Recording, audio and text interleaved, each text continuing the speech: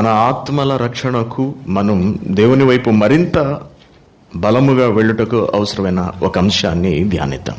దేవుని పిల్లారా, బైబిల్ దేవుడు ప్రసాదించిన మహాజ్ఞాన గ్రంథము అనే సంగతి మనకు తెలుసు. బైబిల్ నుండి దేవుని మనస్సు మనకు కనపడుతూ ఉంటుంది. మనం ఎలా బ్రతకాలి, తన దగ్గరకు ఎలా చేరుకోవాలి అన్న దాని గురించి దేవుడు ఎప్పటికప్పుడు వివరణలను ఇస్తూ ఉంటాడు బైబిల్లో. మనం దానిని చదవటం ద్వారా అనేక విషయాలను గ్రహించుకుని ఆ పరమాత్ముని చెంతకు చేరుకోవడానికి నిరంతరము కృషి చేస్తూ తాపత్రయపడుతూ ప్రయత్నిస్తూ ఉండాలి. ప్రపంచంలో ఏ తండ్రి కూడా తన బిడ్డల పట్ల చూపించని గొప్ప మనస్సును పరలోకమందున్న తండ్రి, ఆత్మలకు తండ్రి అయిన దేవుడు మనందరి పట్ల చూపిస్తున్నాడు. మనకు ఈ లోక సంబంధమైన జీవనాన్ని ప్రసాదించాడు. మనం జీవించడానికి కావలసిన సమస్త వనరులను, వస్తువులను, ఆహార పదార్థములను ఈ ప్రకృతిలో దేవుడు ఉంచాడు. మన జీవితంలోని లేక మనం ఈ శరీరంతో బ్రతికే ఈ బ్రతుకులోని అనేక దశలను కూడా దేవుడు మనకు తెలియపరుస్తున్నాడు. మనం పసివాళ్లుగా ఉంటాం, బాలురుగా ఉంటాం, యవనులుగా ఉంటాం, తర్వాత వృద్ధులమైపోతుంటాం. మన జీవితము, మన శరీరము వయసు పెరిగే కొద్దీ మార్పులకు లోనవుతూ ఉంటుంది అనే సంగతి మనందరికీ తెలిసినదే. అలాగే ఈ బ్రతుకు తరువాత కూడా మనం మారవలసిన స్థితిగతులు ఉన్నవి అని తెలియచేయడానికి దేవుడు అనేక విధాలైనటువంటి పద్ధతుల ద్వారా, కార్యక్రమముల ద్వారా తెలియపరచడానికి, మనకు నేర్పించడానికి నిరంతరము ప్రయత్నిస్తూనే ఉన్నాడు. క్రీస్తుని ఈ లోకానికి పంపించాడు. క్రీస్తు రావటం వెనుకున్నటువంటి పరమార్థం ఏమిటి? యేసుక్రీస్తు గారిని ఈ లోకానికి పంపించడం వెనుక ఉన్నటువంటి దేవుని ఆలోచన ఏమిటి? పాపాలు పరిహరించటమేనా, లేక మరేదైనా ఆలోచన ఉన్నదా అని మనం చూసినప్పుడు దేవుని మనస్సులలో ఉన్నటువంటి గొప్ప సంగతులు మనకు ప్రసాదించాలి అని దేవుడు ఆశపడుతున్నటువంటి గొప్ప స్థితిని కూడా ఆయన తెలియపరుస్తున్నాడు. ఈ ప్రపంచంలోని మిగిలిన మతాలతో క్రైస్తవ్యాన్ని వేరు చేసేది దేవుడు అనే ఆయన మనసు ఎలా ఉంటుంది అని తెలియపరిచేదే క్రైస్తవ్యం. బైబిల్ గ్రంథంలో దేవుడు చెప్పిన విషయాలు కేవలము ఈలోక సంబంధమైనవి మాత్రమే కాకుండా మన బ్రతుకు రాబోయే లోకముతో ముడిపడి ఉన్నది అనే విషయాన్ని కూడా తెలియజేస్తూ ఉంటాయి. క్రీస్తును పంపించడం వెనుకున్నటువంటి ప్రధానమైన ఉద్దేశం అదే. ఈ భూమి మీద ఈ జీవితాన్ని ఇచ్చిన దేవుడు ఇక్కడితో మనలను ముగించేయక, ఈ భూమి మీద మనలను ఈ దేహంలో, ఈ శరీరంలో ఉంచినటువంటి దేవుడు ఈ దేహాన్ని ఇక్కడితో ఆపు చేసేయక, మరణం తరువాత కూడా ఈ గొప్పదైన దేహానికి, మన ఆత్మకు ఒక ఉన్నతమైన దశను ప్రసాదించాలి అని ఆశపడ్డాడు. దానిని అనేక పద్ధతుల ద్వారా దేవుడు తెలియచేస్తూ ఆయన బిడ్డలమైన మనలను ఆలోచింపచేస్తూ వెళ్ళాడు. క్రీస్తు రాక వెనుకున్నటువంటి మరొక ప్రధానమైన ఉద్దేశము మరణించిన వారు తిరిగి బ్రతుకుతారు అనే సంగతిని తెలియచెప్పటం. ఈ మాట వినడానికి చాలా కష్టంగా ఉంటుంది ఎవరికైనా సరే. ఆసుపత్రికి వెళ్ళిన వాడు బాగుపడి వెనక్కి వస్తాడు అంటే మనం నమ్ముతాం. విదేశాలకు వెళ్ళిన వాడు అక్కడ డబ్బు సంపాదించి వెనక్కు రాగలడు అంటే మనం విశ్వసించగలం. చిన్నపిల్లలుగా ఉన్న మన వాళ్ళు కొంతకాలానికి వయసుకు వస్తారు, తరువాత వృద్ధులవుతారు అంటే మనం జీర్ణించుకోగలం. కానీ మరణించిన వారు తిరిగి లేస్తారు అనే మాట ఈ ప్రపంచానికి వినపడితే దానిని నమ్మడానికి చాలా చాలా ఆలోచిస్తుంది. కానీ అది వాస్తవం. మరణించిన వారు తప్పనిసరిగా తిరిగి బ్రతుకుతారు నిర్ణయింపబడిన ఆ రోజు వచ్చేటప్పటికి. మరి దీన్ని ఎలా నమ్మడం? ఆ విషయాన్ని ప్రపంచంచే నమ్మింప చేయడానికే యేసుక్రీస్తు గారిని ఈ లోకానికి పంపించి ఆయన ద్వారా లేక ఆయన బ్రతుకున్నటువంటి కాలంలో గొప్ప గొప్ప కార్యములను దేవుడు జరిగించాడు. ఈ విషయాన్ని క్రీస్తు నోట పలికించాడు. ఆయన ద్వారా చేతలలో కూడా తండ్రి అయిన దేవుడు చూపించాడు. క్రీస్తు నోట పలికించాడు, ఆయనచే జరిగించాడు. ఏమని అంటే మరణం తర్వాత ప్రతి మనిషికి మరొక జీవితం ఉన్నది అని, మరణం తర్వాత ఈ దేహము తిరిగి బ్రతుకుతుంది అని. యోహాను సువార్త 5వ అధ్యాయము 28వ వచనం. దీనికి ఆశ్చర్యపడకుడి, ఒక కాలము వచ్చుచున్నది, ఆ కాలమున సమాధులలోనున్న వారందరూ ఆయన శబ్దము విని, మేలు చేసిన వారు జీవ పునరుద్ధానమునకును, కీడు చేసిన వారు తీర్పు పునరుద్ధానమునకును బయటకు వచ్చెదరు అంటున్నారు. తాను మరణించి పునరుద్ధానుడు కాకముందే యేసుక్రీస్తు గారు పునరుద్ధానం అనేది ఒకటి ఉన్నది అని ఈ సమాజానికి బలంగా చెప్పడం మొదలుపెట్టారు. పునరుద్ధానము అనగా మనకు తెలుసు, చాలాసార్లు నేర్చుకున్నాము. నాశనమైన స్థితి నుండి తిరిగి మహిమ గలదిగా లేపబడుట. నాశనం కాబోయేది ఏది? ఈ మానవ దేహము మట్టిలోనికి వెళ్ళి మట్టిగా మారిపోతుంది, నీళ్ళల్లోనికి వెళ్ళి కుళ్ళిపోతుంది. నిన్న తూర్పుగోదావరి దగ్గర ఎక్కడో మరి కొన్ని శవాలు కొట్టుకొచ్చాయటండి. ఆ ఫోటో పేపర్లో వేశాడు. ఎముకలు మాత్రమే ఆకారాన్ని కలిగి ఉన్నాయి, మాంసం అంతటిని కూడా చేపలు తినేసేయండి.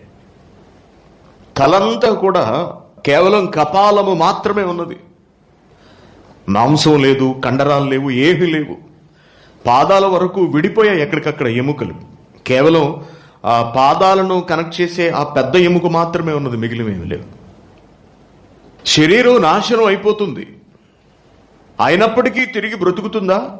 అదే సవాలుతో కూడినటువంటి విషయం అన్నమాట అండి.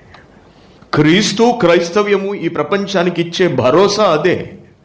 ఈ దేహము సర్వనాశనం అయిపోయినా తిరిగి దాని యథాస్థితిని పొందుకుంటుంది. మరణించిన వారు తిరిగి లేస్తారు. తాను మరణించక ముందే, లేవక ముందే యేసుక్రీస్తు గారు ఈ సంగతిని నాటి ప్రపంచానికి తెలియపరుస్తున్నారు తన మాటల ద్వారా. ఏమంటున్నాడు? ఒక కాలము వచ్చుచున్నది. ఏంటి దీనికే ఆశ్చర్యపోతున్నారు మీరు? తండ్రి అయిన దేవుడు నాకు అధికారం ఇచ్చాడంటేనే మీరు ఆశ్చర్యపోతున్నారు. దీనికి ఆశ్చర్యపడకండి మీరు. ఒక కాలము వచ్చుచున్నది, ఆ కాలమున సమాధులలోనున్న వారు అందరూ ఆయన శబ్దము విని బయటకు వస్తారు, బ్రతుకుతారు అన్నాడు. ఆయన శబ్దము విని అనే పదాన్ని ప్రయోగించాడు. ఆయన శబ్దము విని అనగా దేవుని మాట విని, లేక క్రీస్తు మాట విని సమాధులలో నుండి బయటకు వస్తారు. ఇదంతా ఆశ్చర్యం అండి. సమాధి చేసిన తర్వాత సరే అయితే మీరు వచ్చే నెల 29న రండి, సమాధిలో ఉన్న లేచి బయటకు వస్తాడు అన్నాం అనుకోండి, ఎలా ఉంటుందండి? అసలు వినడానికి ఏమైనా సమంజసంగా ఉంటుందా? తండ్రి చచ్చిపోయాడు, తీసుకెళ్లి సమాధి చేసేసాం మనము. ఆ పాస్టర్ గారు ప్రార్థన చేసిన తర్వాత, నాయన ఒక 25 ఏళ్ల తర్వాత రండి, ఫలానా తారీఖున మీ నాన్నగారు సమాధిలోంచి లేచి బయటకు వస్తాడు అంటే పిచ్చెక్కిందా పాస్టర్ అనుకుంటాం మనం. ఈ సమాజం నమ్మలేని, అంగీకరించలేని ఒక కఠోరమైన వాస్తవం ఇది. యేసుక్రీస్తు గారు మాట్లాడుతున్నారు. ఏమిటంటే, సమాధులలో ఉన్న వారందరూ ఆయన శబ్దము విని, మేలు చేసిన వారు జీవ పునరుద్ధానమునకు, కీడు చేసిన వారు తీర్పు పునరుద్ధానమునకును బయటికి వచ్చెదరు అంటున్నాడు. బయటకు వచ్చెదరు. బయటికి రావడానికి అసలు శరీరం ఏది కుళ్ళిపోయిందిగా, ఎక్కడికక్కడ కుళ్ళిపోయినప్పటికీ కూడా మరొక రూపాన్ని, మరొక జీవితాన్ని ఇవ్వటానికి, దానికి మళ్ళీ యథాస్థితిని ప్రసాదిస్తాను అని దేవుడు తెలియజేస్తున్నాడు. ఎంత గొప్పగా ఉందో చూడండి, ఎంత విచిత్రంగా ఉన్నదో చూడండి. దేవుని పిల్లలారా, దీన్ని ప్రజల మనస్సులలో స్థాపించడానికి యేసుక్రీస్తు గారు చాలా కష్టపడ్డారు. చాలా విషయాలు తెలియజేశారు. ఆయన చాలా సంగతులు నేర్పించారు. ప్రజలు తాను బ్రతికుండగానే ఈ విషయాన్ని నమ్మాలి అని ఆయన చాలా బలీయంగా కోరుకున్నారు. అలాగే తన మరణం ద్వారా ఆయన దాన్ని నిరూపించి చూపించాడు. నేను చెప్పిన మాటలు అబద్ధము కాదు, సత్యములు. మరణించిన తర్వాత తిరిగి లేస్తాము, మరొక బ్రతుకున్నది అని ఆయన రుజువు చేసి, అనగా తాను బ్రతకడం ద్వారా రుజువు పరచి చూపించాడు. అంతేకాదు, తిరిగి లేచిన ఆయన అనగా పునరుద్ధానుడైనటువంటి యేసుక్రీస్తు గారు శరీరముతో చాలా కాలం అనగా కొన్ని రోజుల పాటు నాటి భక్తులకు, అపోస్తులకు కనిపించాడు. అపోస్తుల కార్యము చూద్దాం. అపోస్తుల కార్యములు 1వ అధ్యాయము 3వ వచనం. ఆయన శ్రమ పడిన తరువాత 40 దినముల వరకు వారికి అగపడుచు అన్నాడు. చూడండి, ఆయన శ్రమపడి మరణించి తిరిగి లేచిన తరువాత 40 దినముల వరకు వారికి అగుపడుచు అనగా కనపడుచు, దేవుని రాజ్య విషయములను గూర్చి బోధించుచు. ఆయన మరణించి తిరిగి లేచిన తరువాత కూడా బోధ కొనసాగించాడు. దేవుని రాజ్యమును గూర్చి బోధించుచు, అనేక ప్రమాణములను చూపి వారికి తన్ను తాను సజీవునిగా కనబరుచుకొనెను అంటున్నాడు. అనేక ప్రమాణములు చూపి, నేను తిరిగి లేచాను, మరణించిన నేను బ్రతికాను, మరణం తర్వాత జీవం ఉన్నది, బ్రతుకున్నది, ఈ శరీరం తిరిగి జీవిస్తుంది, మీరు కూడా తిరిగి బ్రతుకుతారు అనే విషయాన్ని ఆయన అనేక రుజువులు చూపించి అపోస్తలులకు తనను గురించి ప్రకటించుకుంటూ వెళ్ళాడు ఆయన. అనగా పునరుద్ధానమును ఆయన నిరూపించాడు. తాను బ్రతికుండగా ప్రకటించాడు. తన మరణము తిరిగి లేవడం ద్వారా పునరుద్ధానం ఉన్నదని నిరూపించాడు. తాను తిరిగి లేచిన తర్వాత ఏదో ఒకరోజు అలా కనపడి, కేవలం శిష్యులకు మాత్రమే కనపడి వెళ్ళిపోవటం కాకుండా అనేక రోజుల పాటు వారి మధ్యలో ఉండి వారికి అనేక సంగతులు బోధించాడు. అనగా ఆయన బ్రతికున్నప్పుడు ఎలా వారితో మాట్లాడాడు, ఎలా వారి మధ్యలో సంచరించాడు, ఎలా వారితో కలిసి బ్రతికాడు, తిరిగాడు, అలాగే మరణించి తిరిగి లేచిన తర్వాత కూడా వారి మధ్యను అలాగే ఉండి మరణించిన వారు తిరిగి లేస్తారు, బ్రతుకుతారు, బ్రతుకున్నది అని ఆయన నిరూపించాడు. ఇలా అనేక పద్ధతుల ద్వారా దేవుడు మానవాళిని ఆలోచింప చేయడానికి ప్రయత్నిస్తూనే ఉన్నాడు. దానిలో అతి ప్రధానమైనది క్రీస్తు ఈ లోకమునకు రావటము, పునరుద్ధానమును ప్రకటించటము, మరణించి పునరుద్ధానుడు కావటము, పునరుద్ధానుడై అనేకులకు కనిపించటము. ఈ పద్ధతి కాకుండా ఇంకా అనేక పద్ధతుల ద్వారా దేవుడు మానవాళికి ఎప్పుడు జ్ఞానాన్ని తెలియపరచడానికి ప్రయత్నిస్తూ వెళుతున్నాడు. నేటి నుండి కాదు, అనగా క్రీస్తు కాలం నుండే కాదు, అప్పటికి ముందు నుండి కూడా దేవుడు మరణించిన మనిషికి మరొక బ్రతుకున్నది అని అనేక రుజువులను చూపిస్తూ వెళుతున్నాడు. దానిలో ప్రధానమైనది ప్రకృతిని చూపిస్తున్నాడు దేవుడు మనుషులకు. ప్రకృతిలోని కొన్ని జీవులలో జరిగే ప్రత్యేక కార్యక్రమములు, మరణించిన అవి తమను తాము సమాధి చేసుకున్నటువంటి జీవులు, కుళ్ళిపోయినటువంటి జీవులు తిరిగి కొత్త జీవితాన్ని పొందుకోవడాన్ని ప్రకృతిలో దేవుడు భద్రపరిచాడు. దానిలో మనందరికీ తెలిసినది విత్తనము. మనం భూమిలో విత్తుతున్నటువంటి విత్తనము కుళ్ళిపోతుంది, నాశనమైపోతుంది, అది మరణిస్తుంది. మరణించి అది అక్కడితో అంతర్ధానం అయిపోవట్లేదు, కానీ మరణం తరువాత ఒక కొత్త జీవితాన్ని అది తెచ్చుకుంటుంది. బైబిల్లో అనేక సందర్భాల్లో దీనికి సంబంధించిన వివరణ మనకు కనపడుతుంది. చాలాసార్లు చూసాం. మనకు కూడా తెలుసు, మన ఇళ్ళ దగ్గర ఏమైనా విత్తనాలు చల్లామనుకోండి, విత్తనంలో ఏముంటుందండి? ఎండిపోయిన ఒక గింజ. ఈ ఎండిపోయిన గింజ మట్టిలోకి వెళ్ళేటప్పటికి మట్టిలోకి ఏది వెళ్ళినా కుళ్ళిపోతుంది కదండి. మీకు తెలుసు, మనందరికీ తెలుసు. మట్టిలో ఏది వెళ్ళినా మట్టిలోకి చివరికి ఇనుమును పెట్టినా కొంతకాలానికి అది హరించుకుపోతుంది. మట్టి తనలో కలిపేసుకుంటుంది, ఏ లోహానైనా సరే, ఏ పదార్థానైనా సరే. ఇక గింజ ఎంత చెప్పండి, గట్టిగా ఇలా నలిపితేనే నలిగిపోయే గింజలు, విత్తనాలు ఎంత. అటువంటి విత్తనము మట్టిలోకి వెళ్ళి నీరు తగిలేటప్పటికీ అది కుళ్ళిపోయి నాశనమైపోతుంది, చచ్చిపోతుంది.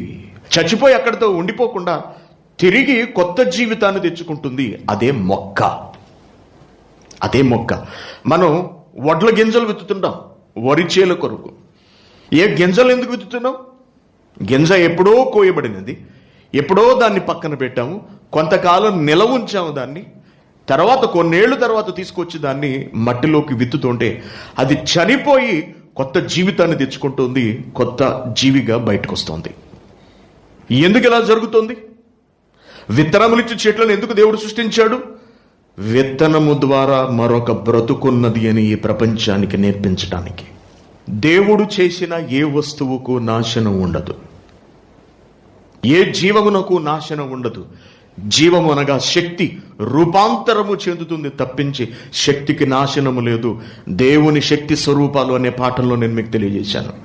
రాబోయే రోజుల్లో మళ్ళీ అది వస్తుంది, దేవుని శక్తి స్వరూపాలు సిలబస్లో వస్తుంది. అది ఏ వస్తువుకి నాశనం ఉండదండి, ఏ జీవికి నాశనం ఉండదు. దేవుడు తయారు చేసింది అవి శాశ్వతములు కాబట్టి రూపములను మార్చుకుంటాయి అంతే. విత్తనానికి మరొక బ్రతుకుంది, మరొక జీవితం ఉంది. విత్తనానికే ఉన్నప్పుడు మనకుండదా?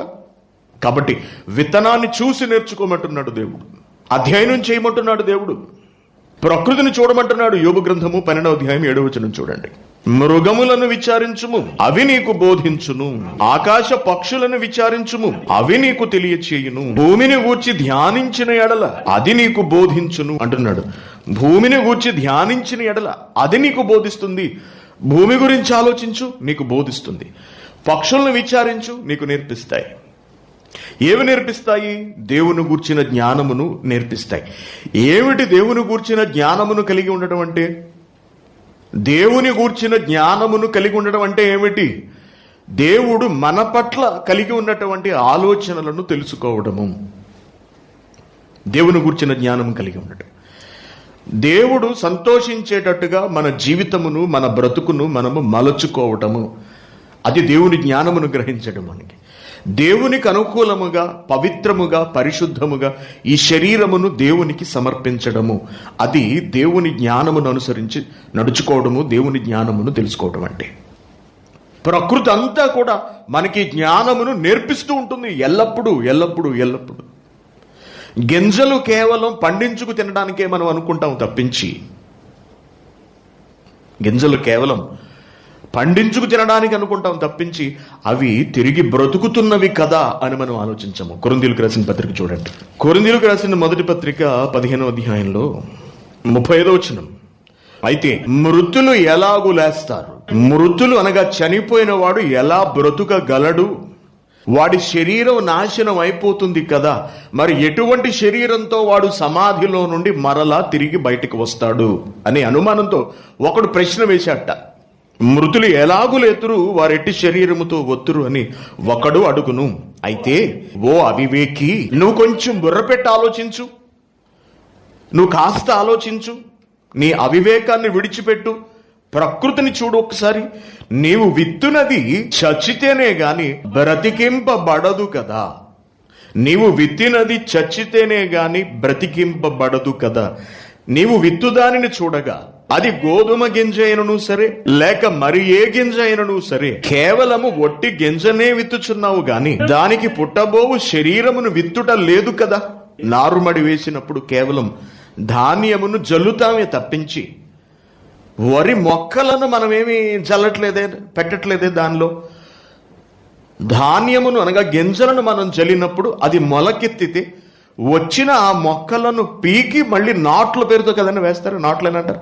నాట్ల పేరుతో తిరిగి వాటిని మనం పాతుతూ ఉంటాం ఒక క్రమంలో. కానీ మనం మొక్కలను పుట్టించడం లేదు, గమనించండి. మొక్కలను నాటడం లేదు, గమనించండి. విత్తనాలు చల్లుతున్నాం అంతే. విత్తనములు అవి బ్రతుకుతున్నవి. ఎలా బ్రతుకుతున్నావట? చచ్చితేనే గాని బ్రతికింపబడదు కదా అంటున్నాడు. 38వ వచనం. అయితే దేవుడే తన చిత్త ప్రకారము నీవు విత్తిన దానికి శరీరమునిచ్చును, మరియు ప్రతి విత్తనమునకును దాని దాని శరీరమును ఇచ్చుచున్నాడు. ప్రతి విత్తనమునకును అనగా ప్రతి జీవమునకు. తెలుసుకోండి, ఎందుకంటే విత్తనములో ఉండేది జీవం. విత్తనములో ఉండేది జీవం. ఆ జీవము మట్టిలోనికి వెళ్ళిన తర్వాత జీవము చుట్టూ ఉన్నటువంటి దేహము నాశనం అయిపోతుంది. జీవము చుట్టూ ఉన్నటువంటి దేహము లేక జీవమును నిలిపి ఉంచడానికి అవసరమైనటువంటి భౌతిక పదార్థము నాశనం అయిపోతుంది. దానిలోని జీవమునకు కొత్త శరీరం వస్తుంది. అనగా జీవము యథాతథంగా ఉంటుంది. రూపములు మారుతాయి. ముందు ఒక విత్తనం రూపంలో దాని చుట్టూ పిండి పదార్థంతో, కార్బోహైడ్రేట్తో నిండి ఉన్నటువంటి ఒక జీవము, అది మట్టిలో పడి కుళ్ళిపోయి చచ్చిపోయిన తర్వాత, అనగా కార్బోహైడ్రేట్ అంతా పోయిన తర్వాత ఒక కొత్త శరీరంతో, కొత్త ఆకృతితో, కొత్త రూపంతో మన కళ్ళ ముందు కనబడుతూ ఉంటుంది. మనుషులు ఎలా బ్రతుకుతారు, ఎటువంటి శరీరంతో వస్తారు అని మీరు అనుకుంటున్నారేమో. ఇది క్రమము అని నేర్పిస్తున్నాడు. కాబట్టి ఒక గింజ, ప్రకృతిలోని ఒక గింజ, ఒక మొక్క మనకు మరొక బ్రతుకుంది, మరొక జీవితం ఉన్నది అని తెలియపరుస్తున్నవి. అంతే కదండి, అవునా? మళ్ళీ యోబు గ్రంథం 12వ అధ్యాయం 7వ వచనం ఒకసారి. అయినను మృగములను విచారించు, అవి నీకు నీ విలువ ఏమిటో బోధిస్తాయి, దేవుడంటే ఏమిటో బోధిస్తాయి. ఆకాశ పక్షులను విచారించు, అవి నీకు తెలియచేస్తాయి. భూమిని గూర్చి ధ్యానించిన ఎడల అది నీకు బోధించును. భూమి మీద ఎన్నో జీవులు, వాటిలో ఒకటే మనకు బాగా తెలిసిన గొంగళి పురుగు. గొంగళి పురుగు చాలా అసహ్యంగా ఉంటుంది, మనకు తెలుసు. చూడడానికి చాలా వికృతమైన రూపంలో ఉంటుంది. దాని చుట్టూ ముళ్ళు వంటివి ఉంటాయి. అది ఒంటి మీద పడితే దురదొచ్చేస్తుందండి, ఎక్కడ పాకితే అక్కడ. అటువంటి జుగుప్సాకరమైన జీవితాన్ని కలిగినటువంటి గొంగళి పురుగు నెమ్మదిగా ప్రాకుకుంటూ ఒక ఆకునో లేకపోతే బెరడునో దేన్నో దానిని ఆధారం చేసుకుని తన చుట్టూ ఒక గోడ కట్టుకుంటుంది. ఆ గోడ ఏమిటో కాదు, సమాధి. తనను తాను లోపల సమాధి చేసుకుంటుందండి. చచ్చిపోతుంది అది. కానీ కొంతకాలం తరువాత ఆ సమాధిని పగలగొట్టుకుని ఒక కొత్త జీవి బయటకు వస్తుంది. ఆ జీవే సీతాకోక చిలుక. సీతాకోక చిలుక. సీతాకోక చిలుకకు ముందు రూపం చాలా భయంకరము, అసహ్యము, జుగుప్సాకరము, ఏహ్యము, చిరాకు అనిపిస్తుంది అని చూస్తూనే. కడుపుతో పాకుతూ ఇలా ఇలా కదులుతూ వెళుతుంటే. కానీ సీతాకోక చిలుకను చూస్తే దాన్ని పట్టుకొని ముద్దు పెట్టుకోవాలనుకునేటంతటి అందంగా ఉంటుంది. దాని రెక్కలు, దాని ఆకృతి. అంతేకాకుండా సీతాకోక చిలుకలు ఎంత ఎంత ఆహ్లాదాన్ని కలిగిస్తూ ఉంటాయి మనకు. అంటే ప్రతి జీవికి మరొక రూపం ఉంటుందా? ఎస్, ఉంటుంది అంటున్నాడు. ఈ యావత్ విశ్వానికి, ప్రకృతికి కూడా మరొక జీవితం, మరొక రూపం ఉంటుంది అని రచయిత పౌలు గారు తెలియజేస్తున్నాడు. చూడండి, రోమిలకు రాసిన పత్రిక 8వ అధ్యాయము 20వ వచనం. ఎలయనగా సృష్టి అనగా ప్రకృతి, సృష్టి అనగా మన చుట్టూ ఉన్నటువంటి ఈ జీవం, ఈ నీళ్లు, ఈ కొండలు, ఈ భూమి, ఈ మొక్కలు, ఈ జంతువులు, ఈ నక్షత్రాలు, సూర్యుడు, చంద్రుడు, ఇవన్నీ కూడా ఇదే కదండి సృష్టి అంటే. ఈ సృష్టి నాశనమునకు లోనైన దాస్యములో నుండి విడిపింపబడి, ప్రస్తుతానికి సృష్టి పరిస్థితి ఎలా ఉన్నదంటే నాశనమై ఉన్నది, దాస్యములో ఉన్నది, అనగా ఊడిగం చేస్తున్నది. ప్రకృతి ఊడిగం చేస్తున్నది. సృష్టి బానిసగా బ్రతుకుతున్నది. ఎవరికి బానిసై బ్రతుకుతుంది? దేవుని పిల్లలమైన మనకు సృష్టి బానిసై బ్రతుకుతున్నది. భూమిని మనకు నచ్చినట్టుగా మనం వాడుకుంటూ ఉంటాము. నీటిని మనకు నచ్చినట్టుగా మనం ఉపయోగించుకుంటూ ఉంటాము. ప్రకృతిలోని ఆహార పదార్థములన్నీ మన కొరకే. భూమి మన కొరకు నిరాటంకంగా తిరగాలి. నక్షత్రములు ప్రకాశించాలి. ప్రకృతి అంతా కదులుతూ, భ్రమిస్తూ, పరిభ్రమిస్తూ ఉండాలి. ఇవన్నీ ఎవరి కొరకు జరుగుతున్నాయి? మానవులమైన మన కొరకే. తప్పనిసరిగా జరిగి తీరాలి. జరిపించవు అంటే కుదరదు. విడిచిపెట్టడు దేవుడు, ఊరుకోడు దేవుడు. కాబట్టి దేవుని మాటకు లోబడి మనుషులమైన మనకు దాసులుగా ఈ ప్రకృతి అంతా సేవలందిస్తున్నది అంటున్నాడు. ఎలయనగా సృష్టి నాశనమునకు లోనైన దాస్యము. దాస్యము, ప్రకృతిని మనం నాశనం చేసుకుంటూ బ్రతుకుతున్నాము. ప్రకృతిని నాశనం చేసుకుంటూ మనం బ్రతుకుతున్నాం. ఈ రోజున మన బ్రతుకు కొరకు ప్రకృతిని పాడు చేస్తున్నాం మనం. నాశనమునకు లోనైన దాస్యములో నుండి విడిపింపబడి దేవుని పిల్లలు పొందబోవు మహిమగల స్వాతంత్ర్యము పొందుదునను నిరీక్షణ కలదై, స్వేచ్ఛగా కాక దానిని లోపరిచిన వాని మూలముగా వ్యర్థపరచబడిను. ప్రకృతికి కూడా ఉన్నటువంటి ఒక ఆశ, ఎదురుచూపు ఏమిటంటే దేవుని పిల్లలు పొందబోవు మహిమగల స్వాతంత్ర్యము తాను కూడా పొందుతాను. అంటే దేవుని పిల్లలైన మానవాళికి మరణం తర్వాత ఒక గొప్ప జీవితం ఉన్నది. అలాగే ప్రకృతి కూడా ఎదురు చూస్తోందట, ఒకనాటికి తాను కూడా ఒక మంచి స్థితిని పొందబోతున్నది. అంటే ప్రకృతికి మరొక రూపం, మరొక దశ, మరొక స్థితి ఉన్నది. ప్రకృతిలోని జీవులకు మరొక దశ, మరొక స్థితి ఉన్నది. చూసారండి, ఇవన్నీ కూడా మనకి ఏమి నేర్పిస్తున్నాయి? దేవుని ఆలోచనను తెలియపరుస్తున్నవి. నీకు కూడా ఒక బ్రతుకుంటుంది నాయన, నీకు కూడా బ్రతుకుంటుంది సోదరా అని తెలియపరుస్తున్నాయి. గొంగళి పురుగు మనకు నేర్పిస్తుంది. అలాగే మరొక మంచి మాట మళ్ళీ చదవండి, యోబు గ్రంథం 12వ అధ్యాయం 7వ వచనంలోనే, మృగములను విచారించు చూడు, అవి నీకు బోధిస్తాయి, ఆకాశ పక్షులను విచారించుము. ఇంతవరకు భూమిని చూశాం, మనిషిని చూశాం. ఈ రెండిటికి మరొక జీవితం ఉన్నది అనే సంగతి మనకు అర్థమవుతోంది. ఒక గొంగళ పురుగును చూశాం, మనకు అర్థమైంది.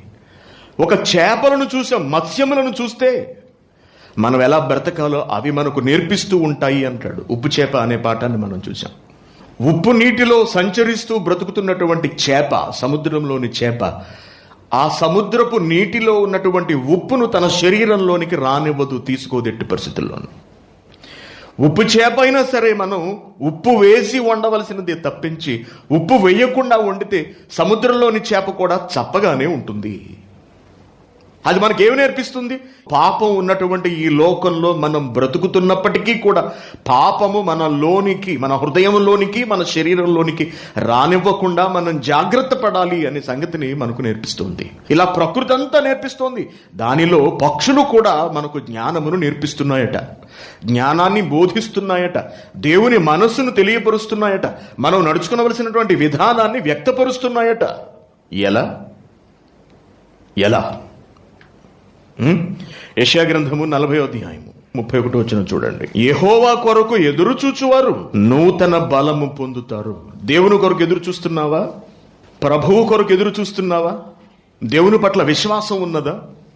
దేవుడే ఆధారము, దిక్కు అని ఆయన మీద నువ్వు ఆధారపడుతున్నావా? యెహోవా కొరకు ఎదురు చూచువారు నూతన బలమును పొందుదురు, వారు పక్షిరాజు వలె రెక్కలు చాపి పైకెగురుదురు అంటున్నాడు. పక్షిరాజు అంటే ఏమిటో మనకు తెలుసు. పక్షిరాజుకు ఉన్నటువంటి మరొక పేరే అనగా పక్షులలో రాజు, పక్షులకు రారాజు, కింగ్. జంతువుల్లో కింగ్ అనగానే మనం ఏం చెప్తామండి? సింహం. సింహం అంట.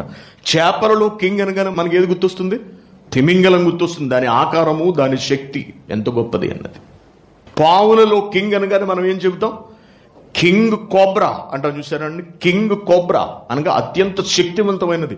కాటు వేసిందా మనిషి బ్రతకటం చాలా కష్టం. అంత పవర్ఫుల్. దాని కోపం కానీ, దాని ఆవేశం కానీ, అది బుసగొట్టడం కానీ మనం వింటే, అందుకే పావును చూడగానే మనం టెర్రెక్కిపోతాం. ఇవన్నీ కింగ్స్ అన్నమాట. అలాగే పక్షులకు రాజు, పక్షులలోనే రాజు గ్రద్ద. మనందరికీ బాగా తెలుసు గ్రద్ద అంటే. పక్షిరాజుల వలె రెక్కలు చాపి పైకి ఎగిరిపోతారు, అలయక పరుగెత్తుదురు, సొమ్మసిల్లక నడిచిపోతారు. ఎవరి వలె? పక్షిరాజు వలె. ఈ పైకి పక్షి ఎంత పైకి వెళుతుందంటేనండి, గ్రద్ద ఎంత పైకి వెళుతుందంటే కొన్ని కిలోమీటర్లు వెళ్ళిపోతుందండి పైకి. కిలోమీటర్స్. ఏ పక్షి కూడా అంత ఎత్తుకు వెళ్ళదండి. కొన్ని కిలోమీటర్ల ఎత్తున ఎగురుతూ ఉంటుంది పక్షి ఎప్పుడు కూడా. అక్కడి నుండి కిందకు చూస్తుందండి గ్రద్ద. అక్కడి నుండి కిందకు చూస్తుంది. కిందనున్న కోడి పిల్ల దానికి కనిపిస్తుంది. కోడిపిల్ల ఎంత చిన్నది ఉంటుందండి?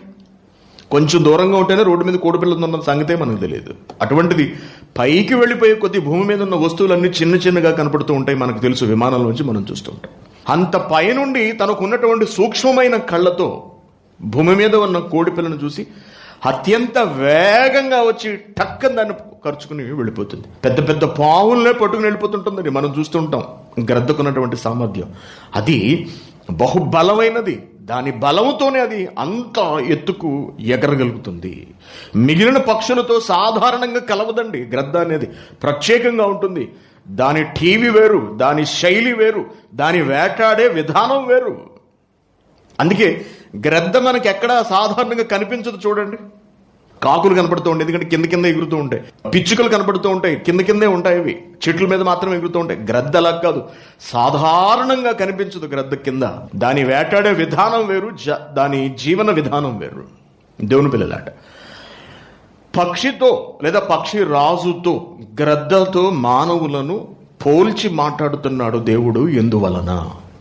కీర్తన గ్రంథము 103వ అధ్యాయము 5వ వచనం.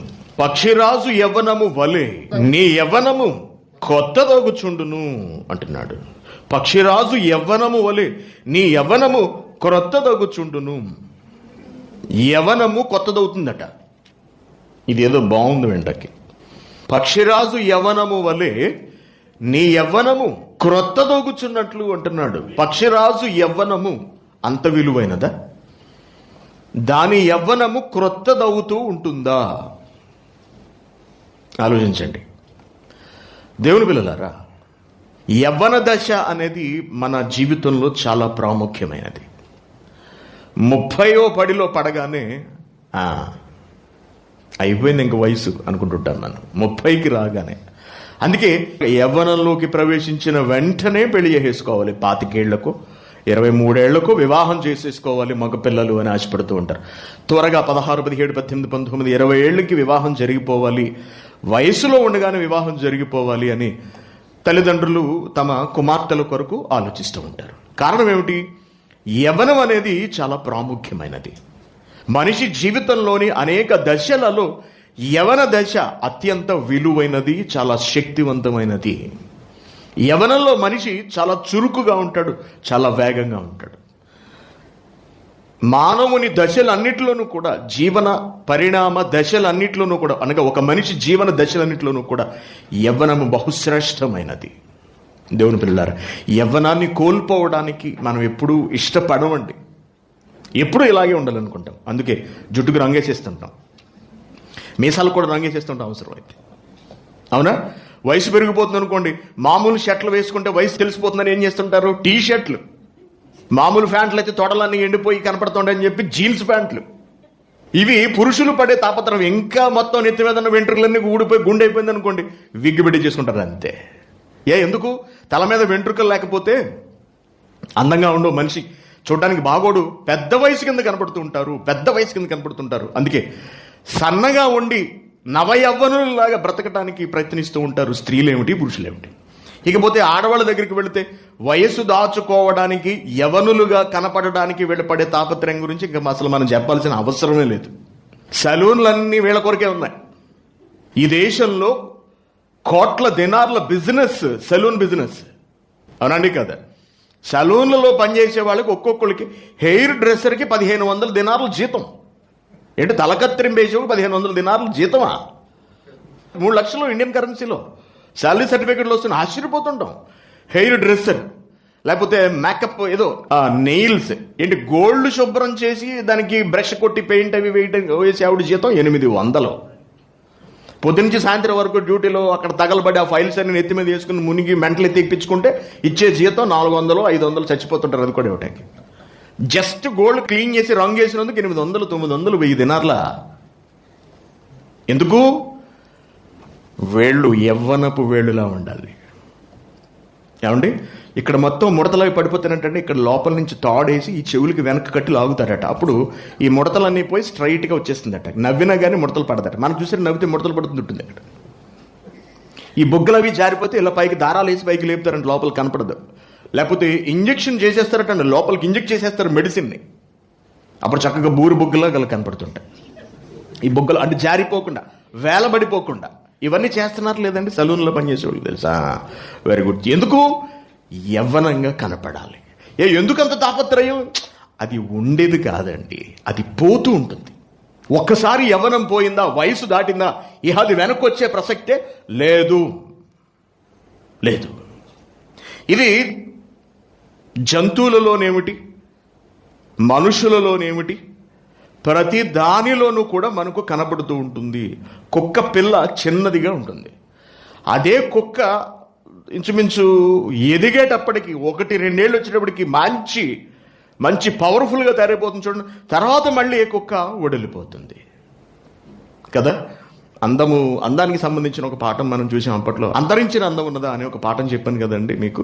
అక్కడ చెప్పాను లేదు మరి తెలియదు, చెప్పాను ఇక్కడ కూడా చెప్పాను. అంతరించని అందం ఉన్నదాలో ఎంతో అందగత్తెలు, ఎంతో అందగాళ్ళు వయసు పెరిగేటప్పటికి కృషించిపోవడాన్ని మనం చూసాం.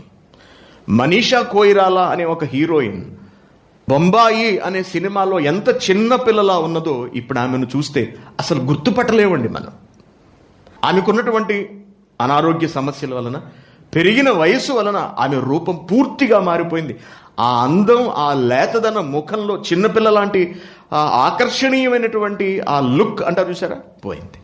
మనమైనా అంతే. 25 ఏళ్ల వయసులో 22, 23, 24 నేను యూనివర్సిటీలో పీజీ చదువుతున్నప్పుడు చాలా బ్రైట్గా ఆకర్షణీయంగా ఉండేవాడిని.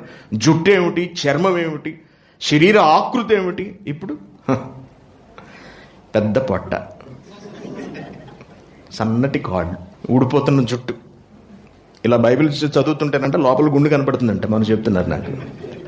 ఒకప్పుడు దువ్వెనతో, అతిశయోక్తి కాదండి, మాట వరుసగా చెప్పట్లేదు, లాగుతుంటానండి పళ్ళు విరిగిపోయి అంత ఎక్కడెక్కడ దువ్వెన పళ్ళు, అంత చిక్కటి జుట్టు. ఈవెన్ కోయిట్ వచ్చేటప్పుడు కూడా ఇప్పుడు అయిపోయింది.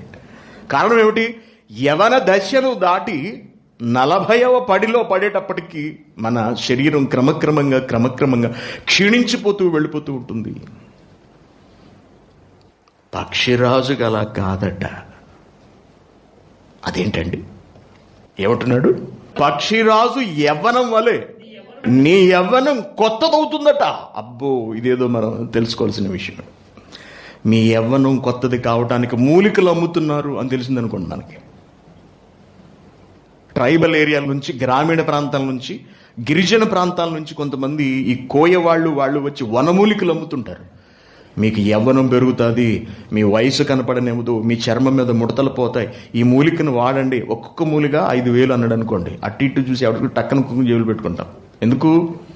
యవ్వనలుగా కనపడాలి. అయితే పక్షిరాజు యవ్వనం అట క్రొత్తదవుతూ ఉంటున్నాడు. యవ్వనం కొత్తదవటం ఏమిటండి? యవ్వనం కొత్తది ఎలా అవుతుంది అసలు? ఎవరి యవ్వనమైనా కొత్తదిగా అనగా తిరిగి ప్రారంభపు యవ్వన దశలోకి వెళ్ళగలదా? అంటే యవ్వనం ఉంది, అది పాతబడింది, మరలా కొత్తదవుతుందట.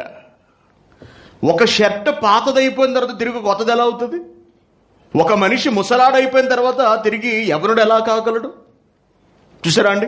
యేసుక్రీస్తు గారు చెప్పేటప్పటికి ఒక ప్రశ్న అడిగాడు. నికోదేమే కదా అడిగాడు. ఏమడిగాడు? ముసలివాడైన మనుష్యుడు ఎలాగూ బ్రతకగలడు, తల్లి గర్భంలోనికి రెండవ మారు ప్రవేశించి తిరిగి జన్మించగలడా అనే ప్రశ్న యేసుక్రీస్తు గారి నోట రావడం జరిగింది. నీకు మెంటలెక్కిందా? నీకు ఆ మాత్రం తెలీదా? నువ్వు బోధకుడు అయ్యావు. మళ్ళీని ఒకడు నీటి మూలముగాను ఆత్మ మూలముగాను జన్మించాలి. అంటే శరీరం ఏమీ వెనక్కి రాదు, శరీరం వెనక్కి రాదు, నీ జన్మ మారుతుంది అంటున్నాడు. అంతే ఇక్కడ యేసుక్రీస్తు గారు చెప్పిన మాటలో. నువ్వు తిరిగి జన్మిస్తావు, నీ శరీరం తల్లి గర్భంలోకి వెళ్ళదు, వెనక్కి రాదు అంటున్నాడు. Very good. మరి యవ్వనం ఉండి అది గతించిపోయిన తర్వాత యవ్వనము ఎలా తిరిగి వెనుకకు గ్రద్దకు వస్తుంది అన్నది మనకు తెలిస్తే, దానితో పోల్చి మనలను ఎందుకు చెబుతున్నాడు, మన గురించి ఎందుకు మాట్లాడుతున్నాడు దేవుడు అన్నది మనకు అర్థమవుతుంది. Very good. గ్రద్ద గురించి మనం ఆలోచిద్దాం. గ్రద్ద వయసు 70 ఏళ్ళు అట. 70 ఏళ్ళు బ్రతుకుతుందండి. చాలా బలమైనది మనకు తెలుసు. గ్రద్ద మంచి బలవర్ధకమైన ఆహారం తింటుంది కాబట్టి చాలా ఏపుగా ఎదుగుతుంది. గ్రద్ద శరీరంలో కొన్ని అవయవాలు నిరాటంకంగా నిరంతరము ఎదుగుతూ ఉంటాయి. దానిలో అతి ప్రధానమైనది అది ఆహారం తినడానికి ఉపయోగపడే ముక్కు. ముక్కు. ఈ ముక్కు ఎదుగుతూ గద్ద ముక్కు అంటారు చూసారండి, అది అలా వంపు తిరిగిపోతుందండి. ఎదిగే కొద్దీ వంపు తిరిగి గద్ద ముక్కు అని ఎవరినో అంటారు మన సినిమాల్లో. మారుతీరావు అనే ఆయన్ని గద్ద ముక్కు పంతులు గారు ఏదో అంటూ ఉంటారు. అది గ్రాడ్యువల్గా ఎదిగే కొద్దీ అదలా వంపు తిరిగి ఆహారం తీసుకోవడానికి ఇబ్బంది ఏర్పడుతుంది. ఇది గ్రద్దకు 40 ఏళ్ళు వచ్చేటప్పటికి జరుగుతుందండి. 40 years ఆహారం తినడానికి ఉండదు, శుష్కించిపోతూ ఉంటుంది. ఎలా తింటుందండి? ఇలా వంగిపోయి ఉంటుంది కదా. మనలాగా చేత్తో పీసులు చేసుకు తింటాక లేదు కదండి. ముక్కుతోనే పొడుచుకు తినాలి, ముక్కుతోనే పట్టుకు తినాలి. ముక్కు పట్టుకోవడానికి వంగిపోయింది. కింద మరొక పెదవి లాంటిది ఉంటుంది కదండి. పై కోణం ఒకటి ఉంటుంది, కింద పెదవి ఉంటుంది. పైది చిన్నది ఉంటేనే, అనగా పైది క్రిందది సమానంగా ఉంటేనే పట్టుకోవడానికి వీలుగా ఉంటుంది. అంతే తప్పించి పైది వంగిపోయి ఉంటే ఎలాగో హోల్డ్ చేస్తుంది, పట్టుకోవడానికి కుదరదు. కాబట్టి తిండి లేక అల్లాడిపోతుందటండి గ్రద్ద. ఇకపోతే దాని శరీరంలోని గోళ్ళు కూడా నిరంతరము ఎదుగుతూనే ఉంటాయి. ఇవి ఎదిగి ఇలా ముడుచుకుపోతాయి. అంతే కదండి. గోర్లు ఎదిగిన తర్వాత ఇలా కిందకి దిగిపోతే చూడండి, మనకైనా సరే సరిగ్గా కత్తిరించుకోకపోతే. అలాగా ఆహారం పట్టుకోవడానికి లేదు, ఎందుకంటే గోర్లు సహాయం లేదు, ఇలా గ్రిప్ ఉండదు, ఇలా తిరిగిపోయి ఉంటాయి కాబట్టి. తినడానికి ముక్కు సహకరించట్లేదు. ఇకపోతే దాని ఒంటి మీద ఉన్నటువంటి రెక్కలతో లేదా ఈకలు అంటారు చూసారా అండి, ఈ ఈకలు అవి చాలా పెద్దవిగా ఎదిగిపోతాయి. పెద్దవి ఎప్పుడైతే అయ్యాయో గ్రద్ద బరువు పెరిగిపోతుంది. బరువు ఎప్పుడైతే పెరిగిందో ఎగరడానికి చాలా కష్టం అవుతుంది, ఎత్తుకి ఎగరడం కష్టం అవుతుంది. ఇలా దాని శరీరంలోని గోళ్ళు, దాని ముక్కు, దాని రెక్కలు బాగా పెరిగిపోయి, ఈకలు సంఖ్య పెరిగిపోయి, వాటి థిక్నెస్ మందము పెరిగిపోయి ఎగరడానికి ఇబ్బంది పడి, తినడానికి తిండి లేక నానా అవస్థలు పడే దశకు వెళ్ళిపోతుందట. ఇంచుమించు 40 ఏళ్ళు వచ్చే నాటికి. ఇప్పుడు గ్రద్ద ముందు ఉన్నటువంటి అవకాశములు 2. ఒకటి, తిండి లేక మాడి చచ్చిపోవటము, లేదా ఎవడో ఒకడికి చేతికి దొరికిపోయి వాడి చేతిలో చావటము. రెండవది, తనను తాను తిరిగి బ్రతికించుకోవడం. 2 ఆప్షన్స్లో గ్రద్ద ఎందుకు కింగ్ అయిందో, ఎందుకు రాజు అయిందో మనం ఆలోచించాలి. ఇక్కడ ఎందుకు గ్రద్దను రాజుతో పోల్చాడు దేవుడు? రాజ టీవీ అండి దాన్ని. మరొక బ్రతుకు కొరకు, మరొక జీవితం కొరకు గ్రద్ద చేసేటటువంటి సాహసం ప్రపంచంలో ఏ పక్షి చేయలేదు. చాలా గ్రేట్ అన్నమాట అండి. ఒంటరిగా ఉన్న ప్రదేశానికి వెళ్ళిపోతుందట. మానవులెవరూ తన మీద దాడి చేయలేని, ఇతర జీవులేవి కూడా తన మీద దాడి చేయలేని ఏకాంత స్థలమునకు వెళ్ళిపోతుంది. వెళ్ళిపోయి మొట్టమొదట తన ముక్కును బండరాయికేసి కొట్టుకోవడం మొదలు పెడుతుందట. మన ముక్కును దేనికైనా వేసి కొట్టుకోగలమా? ముక్కుకి ఏదైనా తగిలింది అనుకోండి, వెంటనే ఒక్కసారిగా జళ్ళు మనిపోతుంది శరీరం అంతా. ముక్కు కనుక వెంటనే కళ్ళ నీళ్ళు వచ్చేస్తాయి మనకి. అటువంటిది ముక్కును బండకేసుకుని టప్పా టప్పా కొట్టుకోవడం మొదలు పెడుతుందండి. ఎంత బాధ ఉంటుందో మీరు ఆలోచించండి. ముక్కు మాంసం లోపలి నుండి, ఆ కుదురు నుండి కదిలిపోవాలన్నమాట. కదిలిపోయేంత వరకు కొట్టుకుంటుందటండి. దాని ముక్కు నుండి రక్తం అలా నిరాటంకంగా కారిపోతూనే ఉంటుందట. ఒక్కసారి మొదలు పెట్టింది, ముక్కు ఊడి పడేంత వరకు ఇంకా ఆపదు. ముక్కు ఊడి నేల పడిపోయేంత వరకు, విరిగిపోయేంత వరకు, లేదా ముక్కు 2 ముక్కలుగా విరిగిపోయేంత వరకు అలా కొట్టుకుంటూనే ఉంటుంది. ఆ ముక్కు విరిగిపోయిన తర్వాత అది మళ్ళీ నెమ్మదిగా ఎదగడం ప్రారంభిస్తుంది. లేదా మొత్తానికి మొదలులోకే ఊడిపోతే మళ్ళీ అది ఎదగడం మొదలు పెడుతుంది. అయితే ముక్కును 2 ముక్కలన్నా చేసేసుకుంటుంది, లేదా టోటల్గా కుతుకులో కన్నా తీసేసుకుంటుంది. ముక్కు ఎదిగిన తర్వాత కొంచెం వేగంగా ఎదుగుతుంది అనుకుంటా. ఒక నెల 2 నెలలు ఎదుగుతుంది, లేక 3 నెలలకు ఎదుగుతుంది అనుకుంటా. ముక్కు ఎదిగేంత వరకు తను చాలా భద్రంగా కాపాడుకుంటుందటండి. ఎవరి కంట పడకుండా ఏకాంతంగా నివసిస్తుంది. ముక్కు ఎదిగిన తర్వాత ముక్కుతో ఎదిగిన తన గోళ్ళను పీకేసుకుంటుందటండి. ఎంత బాధ కలిగిస్తుందో మీరు ఆలోచించండి. లేకపోతే గోళ్లను రాయికేసి కొట్టేసుకుంటుంది, ఊడిపోయేంత వరకు కొట్టి రెండిట్లో ఎదురు చేస్తుందట. ఇకపోతే మిగిలిపోయినవి బరువైన రెక్కలు. తనకు వచ్చినటువంటి ముక్కుతో ఒక్కొక్క రెక్కను, ఒక్కొక్క ఈకను స్వయంగా తాను పీక్కుంటుందటండి. స్వయంగా. ఎంత బాధ ఉంటుందో ఆలోచించండి. ఏమండి, వెంట్రుకలు లాగితే మనకి ఎలా ఉంటుందండి? జుట్టుపట్టిన లాగితే తట్టుకోగలమండి? చాలా బాధ వస్తుంది. ఇంజక్షన్ చేయించుకున్నప్పుడు ఇట్లా ప్లాస్టర్ వేస్తారు కదండి, అది లాగి చూడండి ఒకసారి, ప్రాణం వెలువెల్లాడిపోతుంది. మనకి కోడికి బొచ్చు పీకడం తెలుసు, అంతే కదండి. మన బొచ్చు కత్తిరించుకోవడం తెలుసు, మన బొచ్చు పీక్కోవడం మనకి ఎప్పుడు తెలియదండి. మనకు తెలుసా అండి? మనం ఎప్పుడైనా మన వెంట్రుకలను పీక్కుంటామా? పీక్కోం. బాధ. ఒకసారి ఒక వ్యక్తి, ఏ రాష్ట్రంలోనూ గుర్తు రావట్లేదు, ఈ సాహస కృత్యాలు చేసేవాళ్ళు ఉంటారు కదండి, 2 కొండల మీదకు, అటు నుంచి ఈ కొండ మీదకు ఒక రోపు కట్టి జుట్టు సహాయంతో యువతల నుంచి అవతలకి వెళ్ళటానికి ప్రయత్నించాడు. అనగా చేతులతో కాకుండా జుట్టుతోటి నెమ్మదిగా ఇలా తోసుకుంటూ యువతల నుండి అవతలకి. ఈ శరీరపు బరువంతా ఆ జుట్టు మీదే ఆధారపడి దాన్ని పట్టుకుని ఉండాలన్నమాట. అది పోటీ. మీకు చూపించినట్టున్నాను సార్ ఒక మెసేజ్లో దాన్ని నేను. అతడు బయలుదేరాడు, అందరూ చప్పట్లు కొడుతున్నారు, అంతా బాగానే ఉందో. ఏం జరిగిందో తెలియదు. మధ్యకు వచ్చేటప్పటికి అతనికి పట్టు తప్పిపోయిందండి. తప్పిపోయి అతడు విలవెల్లాడి చివరకు తన ప్రాణాన్ని కోల్పోయాడు. అలాగే ఆ తీగ మీద శవమైపు అలా ఉండిపోయింది. ఎవరూ వెళ్ళి కాపాడడానికి లేదు. ఎందుకు? మధ్యలో ఉన్నాడు అతను. మరొకళ్ళు వెళ్ళాలి అంటే ఎంతో ధైర్యం చేసి ఆ తీగను పట్టుకునే వెళ్ళి అతను లాక్ రావాలి తప్పించి మరొక అవకాశం లేదు. జుట్టు అంత ప్రమాదకరమైనది. వెంట్రుకలు కదా ఆఫ్టర్ ఆల్, ఏముందని అనుకుంటాం మనం. వాటికి కూడా చాలా బాధ, కుదుళ్లలో చాలా బాధనుంచాడు దేవుడు. కుదుళ్ళలు, సెలూన్లు లేవు మనటి వరకు. పిచ్చోళ్ళగా పెంచుకు తిరిగాం ఎంత జుట్లు. అంతకుముందు చూశారు కదండి ఎలా ఉండేది నా జుట్టు. ఈ లైవ్లో మీరు చూసుంటుంటారు, అవునా? పీకేసుకోవచ్చు కదా. ఏమండి, జుట్టు ఎక్కువ ఉంది చాలా మందికి, తలకత్తిరిమలు వేయించుకోవట్లేదు. పీకేసుకోవచ్చు కదా, పీక్కోలేం. బాధ అటువంటిది.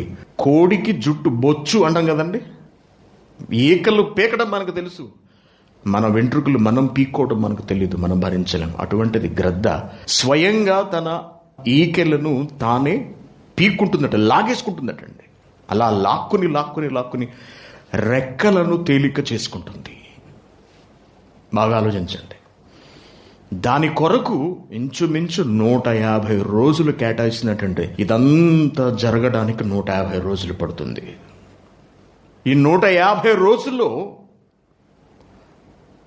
తనను తాను వేటకు తిరిగి మరొక 30 ఏళ్ళు బ్రతకడానికి మార్గం సరళం చేసేసుకుంటుంది. ఏమిటది?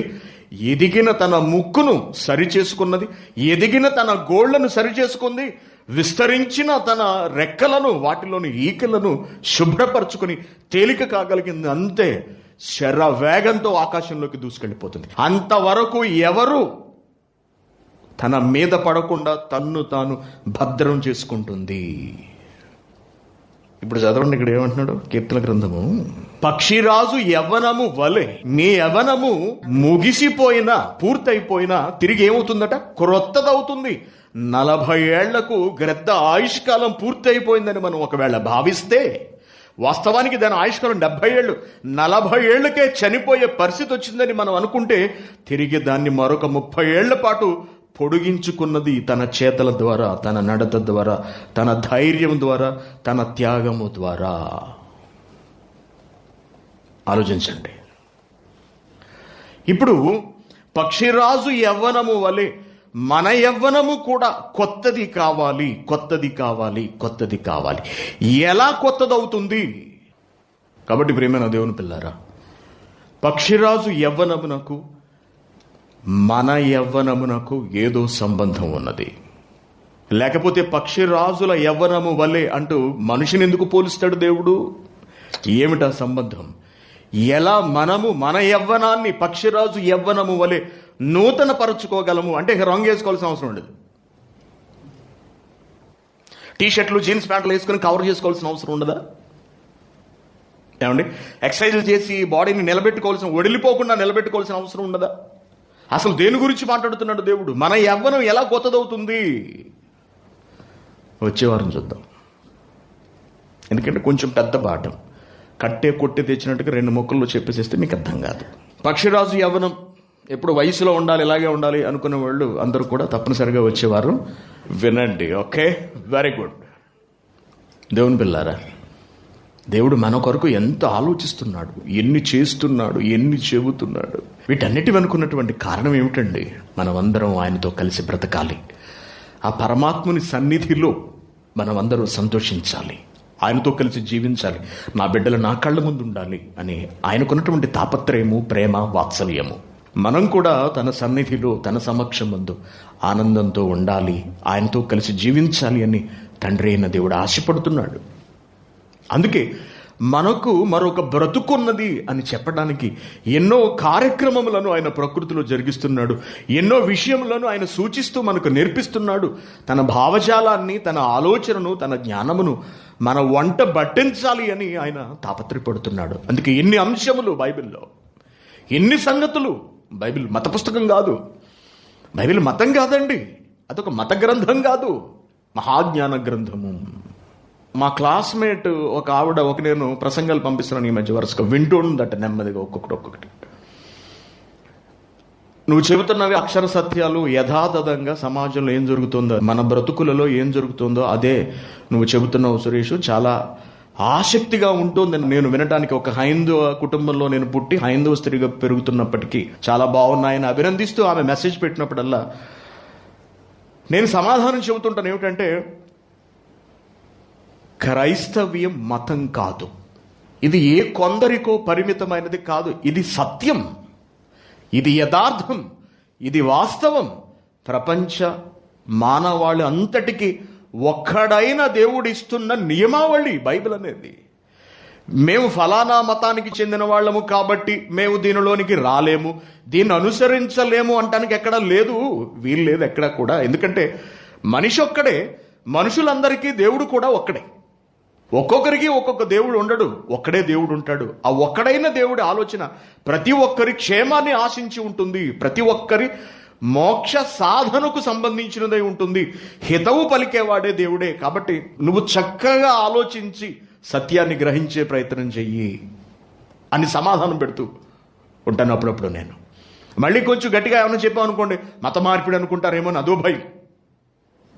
అంతే కదండి, ఇది విషయం అని కొంచెం ఎక్కువగా వివరించి, బాప్తిస్మం తీసుకోవాలి మీరు, ఇలా ఎంతకాలం ఉంటారు, సత్యం తెలుసుకుంటున్నారు కదా మీరు, మారండి చెప్పామనుకోండి, మత మార్పిడి చేయడానికి ఉన్నాడు అని పైకి అనకపోయినా, స్నేహితుడు అనే ఆలోచనతో పైకి అనకపోయినా లోపల ఉండొచ్చు కదా. కాబట్టి మతం కాదు, యథార్థం.